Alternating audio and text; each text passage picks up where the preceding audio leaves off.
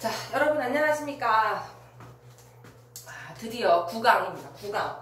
지금 우리가 할 것은 9강. 8강까지, 8차시까지 해서 1단원, 화학변화, 물리변화, 반응에 대한 얘기가 마무리가 됐고요. 이제 3단원, 9강부터는 이제 3단원에 들어가요. 이 3단원은 운동과 에너지라고 하는 물체의 운동을 비교를 한다거나 그랬을 때 어떤 에너지가 필요한가 뭐 이거는 등등의 그런 걸 얘기하는 단원이라고 보시면 돼요. 상당히 이론은 간단합니다. 간단 명료해요. 간단 명료한데 이제 그 간단 명료한 것을 이론적으로 정리가 잘 되지 않으면 문제 풀기가 조금 개인 성향에 따라서 좀 까다로울 수 있는 그런 단원이에요. 그렇기 때문에 여러분들이 설명을 할 때, 선생님이 수업을 할 때 요런 부분들이 키포인트구나 이런 것들을 조금 캐치를 좀 하셨으면 좋을 것 같습니다. 그리고 설명한 내용 이외의 것을 굳이 내 경험에 비추어서 문제를 풀지 말아주세요. 요 부분은 그럽니다. 요 부분 약간 오개념이 있을 수 있는 부분이죠. 그렇기 때문에 경험상 뭐 이랬다. 경험상 이럴 것 같다. 상상을 해봤더니 이럴 것 같아. 이러한 것들은 조금 배제시켜 주시고 오로지 학문적인 내용, 그쵸? 교과서적인 내용, 이론적인 내용으로만 여러분들이 좀 파악을 해주셨으면 좋을 것 같습니다. 아시겠죠? 꽃가루 때문에 목소리가 장난 아니에요, 지금. 완전 매력적이에요, 지금 목소리가. 모르겠네. 커피 한 잔. 오케이. 제일 먼저 운동을 기록하는 방법 1단원 여러분들 새롭게 나누어준 그 프린트물 학습지 중에서 1페이지에 해당이 됩니다. 페이지 1 처음 시작하는 마음으로 1단원 가도록 하죠. 제일 먼저 속력이라고 하는 게 무엇인지에 대한 내용이 나와져 있는데 딱 보자마자 느낀 점이 뭐예요, 여러분들? 칸이 너무 많다. 그쵸? 그거 전부 다 너희들이 채워야 될 칸들이야. 설명을 잘 듣고 들어야 되겠지, 그치? 그러니까 잘해야 됩니다, 여러분. 알겠죠? 잘해야 돼요. 그리고 개학날, 등교 개학날, 프린트물 전부 다 갖고 옵니다. 아시겠죠? 전부 다 갖고 오셔야 그것으로 다시 복습할 건 복습하고, 응? 시험, 시험에 낼 부분들은 여기서부터 어디까지 얘기하고 할 거니까 반드시 갖고 오세요. 아시겠죠? 날림으로 적지 마시고요. 그렇게 하시면 안 됩니다. 네. 자, 속력. 속력은 간단하게 말씀을 드리면 물체의 빠르기 정도라고 보시면 돼요. 빠르기다.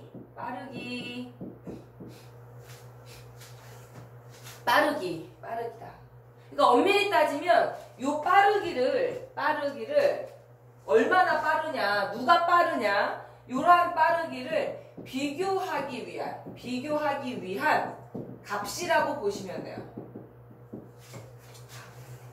그렇다면 요 속력을 어떻게 구할 것이냐 공식을 유도를 한번 해볼게요. 여기 보면 칸 2개로 나눠져 있죠, 여러분들. 칸 2개로 이렇게 나눠져 있는데 그것을 예를 들어서 한번 설명을 한번 해볼게요. 첫 번째 칸에 뭐냐면 자, 예를 들어서 10초 동안에 A라는 녀석은 50m를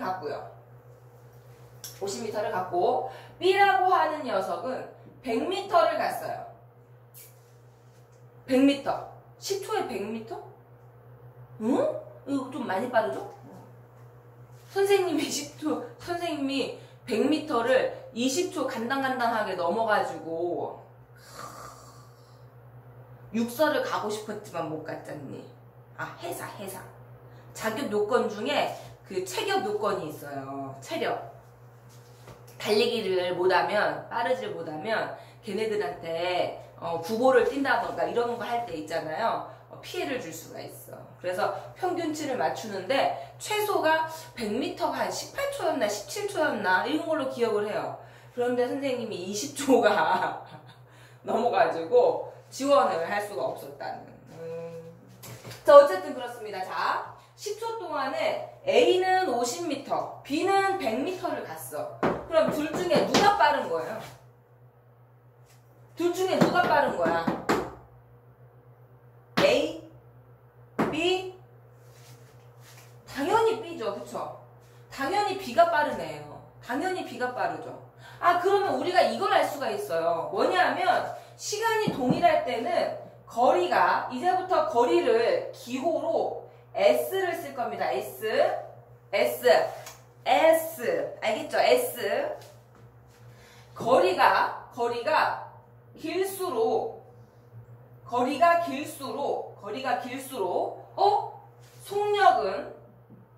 속력 여기서 우리의 속력은 V라고 합니다. V. 속력은 크다. 요것을 알 수 있는 거죠. 그쵸? 아, 거리가 길수록 속력이 크다. 그렇죠. 요렇게 길면 크다. 자, 요러한 관계를 무슨 관계라고 하냐면 비례관계라고 얘기를 합니다.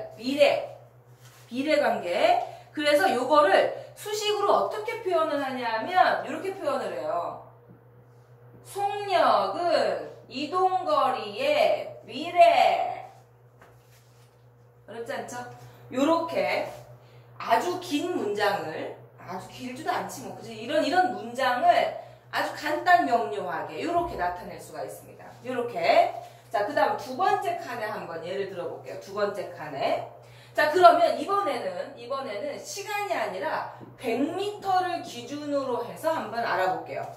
100m를 기준으로 해서 A는 10초가 걸렸고요. A는 10초가 걸렸고, 이놈이 이놈 같다, 그지? 이놈이 이놈이네. 자, A는 10초가 걸렸고, 자, B는 20초가 걸렸어요. 이게 선생님이죠? 10초. 열심히 뛰었는데 왜 안 될까? 자, 요렇게. 자, 누가 더 빠른 거예요? 둘 중에 누가 더 빠른 거다? 그렇죠. 얘가 빠른 거죠. 그쵸? 얘가 빠른 겁니다. 자, 그러면 이걸 어떻게 나타낼 수 있냐면, 자, 시간을 기호로 t를 쓸 겁니다. time, t. 시간이 짧을수록 속력이 크다, 빠르다. 이게 뭐예요?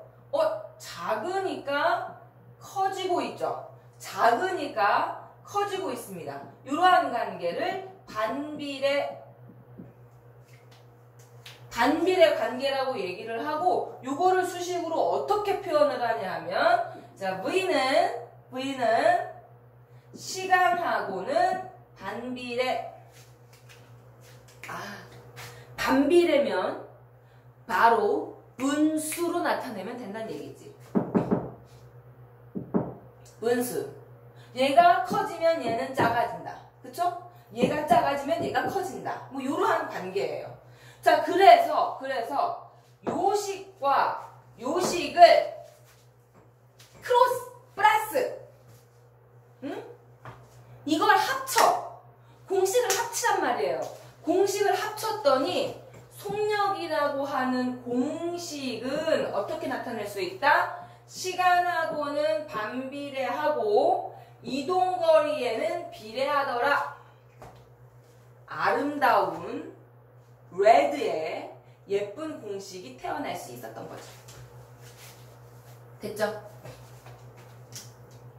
이렇게 해서 속력이 V는 T분의 S 또는 한국말로 자, 속력이라고 하는 것은 자, 시간분의 이동거리 이렇게 표현이 가능한 거죠. 시간분의 이동거리.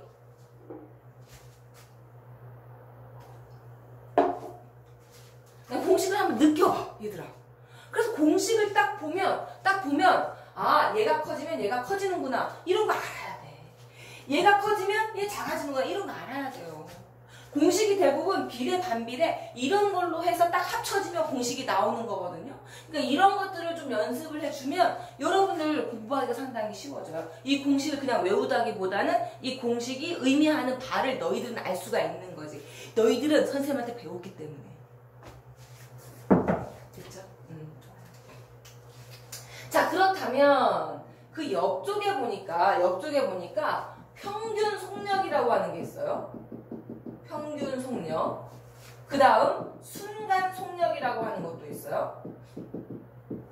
이런 거죠. 평균 속력은 뭐냐 하면 평균 속력은 운동을 할 때 달리기를 할 때도 보면 그렇잖아요. 준비 차려 딱 이렇게 하면 처음부터 끝까지 처음부터 끝까지 10초에 100m를 뛰는 그 빠르기로 일정하게 뛰지 않잖아요. 처음에는 가속을 하다가 점점 지쳐가면 좀 이렇게 늦어지다가 나중에는 정지하면 딱 쓰잖아요. 그쵸?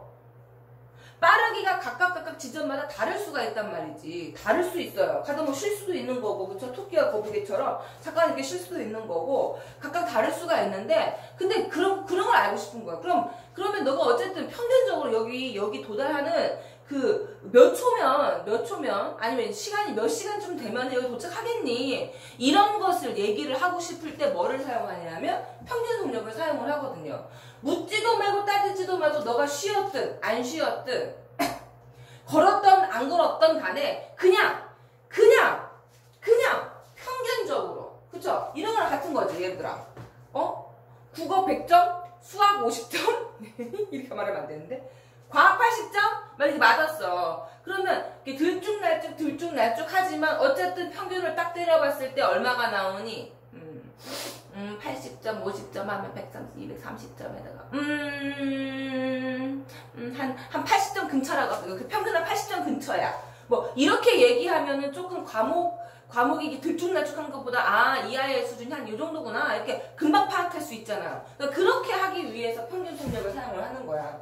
그래서 어떻게 구하냐 하면 평균 속력이라고 하는 것은 이제부터 이 속력에다가 평균 얼마냐 이거야. 평균 얼마냐 이렇게 사용을 할 거예요. 평균 얼마냐 어떻게 구하느냐 하면 묻지도 말고 따지지도 마. 그냥 전체 걸린 시간에 같은 거죠.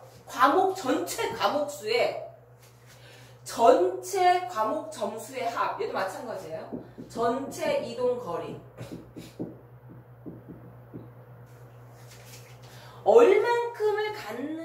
얼만큼 갈 때 얘가 쉬었는지 무슨 짓을 했는지는 아무런 상관이 없다. 그냥 뭐만 하면 된다는 얘기예요. 그냥 평균만 내면 된다는 얘기예요. 이렇게. 아시겠나요? 전체 걸린 시간분의 전체 이동 거리로 구해주시면 평균 속력이 완성. 그런데 이 평균 속력이라고 하는 값도 되게 웃긴 게 뭐냐면 봐봐 얘들아 시간 그쵸? 시간 얘도 시간 앞에 붙인 거 뭐 전체라는 것만 다른 것 뿐인 거죠. 그러니까 애매한 거죠. 속력이라고 하는 것은 전체 중에서 뭐 요 일부분만 보는 건지 아니면 일부분은 뭐 전체로 봐도 상관이 없는 건데 어쨌든 우리가 사용하는 속력이라고 하는 개념 안에는 평균 속력이라고 하는 개념이 일부 포함되어져 있어요. 거의 비슷한 개념으로 활용을 해도 무방하다. 아시겠죠? 3초 동안에 100m를 갔어. 이걸 평균 속력이라고 할 거야? 그냥 속력이라고 할 거야? 뭐 비슷한 개념이라고 보셔야 된다는 얘기인 거죠. 내 말은. 무슨 말씀인지 아시겠죠? 그래서 그냥 평균 속력이라고 하는 것은 그 구간 내에서의 속력값을 구하라고 하는 거구나. 이렇게. 그런데 여기에서는 단위 시간 정도라고 보시면 돼요. 1초면 1초, 0.1초면 0.1초 이런 식으로. 근데 비슷한 개념으로 활용을 한다. 그런데 이제 순간 속력. 요 순간 속력이라고 하는 것은 간단해요. 아빠랑 같이 가족과 함께 이렇게 운전을 하고 캠핑을 가요. 여행을 가. 근데 아빠가 너무 느리게 가는 거야. 그래서 물어봤죠. 아빠! 지금 몇으로 달리는 거예요? 이렇게 물어봤어. 그럼 아빠가 뭐라고 하니? 우리가 왔던 거리는 약 100km이며 시간이 약 1시간이 걸렸기 때문에 우리는 100km/h로 달리고 있는 중이야. 너무 웃기잖아요. 그쵸? 어떻게 말하니 아빠? 그 당시에 바로 계기판을 보고 지금 100이야 이렇게 얘기하죠. 그렇죠. 순간 속력이라고 하는 것은 그 순간의 속력을 얘기를 한다. 그 순간의 속력. 우리가 이제 그 이야기를 할 때, 수업에 얘기를 할 때는 대부분 이게 평균 속력이라든가 이런 속력에 대한 개념을 좀 더 많이 활용을 할 것이고요. 그 외에 이제 좀, 단위 환산이라든가 뭐 이런 부분들을 얘기할 거기 때문에 순간 속력은 딱 요 정도까지만 알아두시면 될 것 같아요. 얼른 받아적도록 합시다.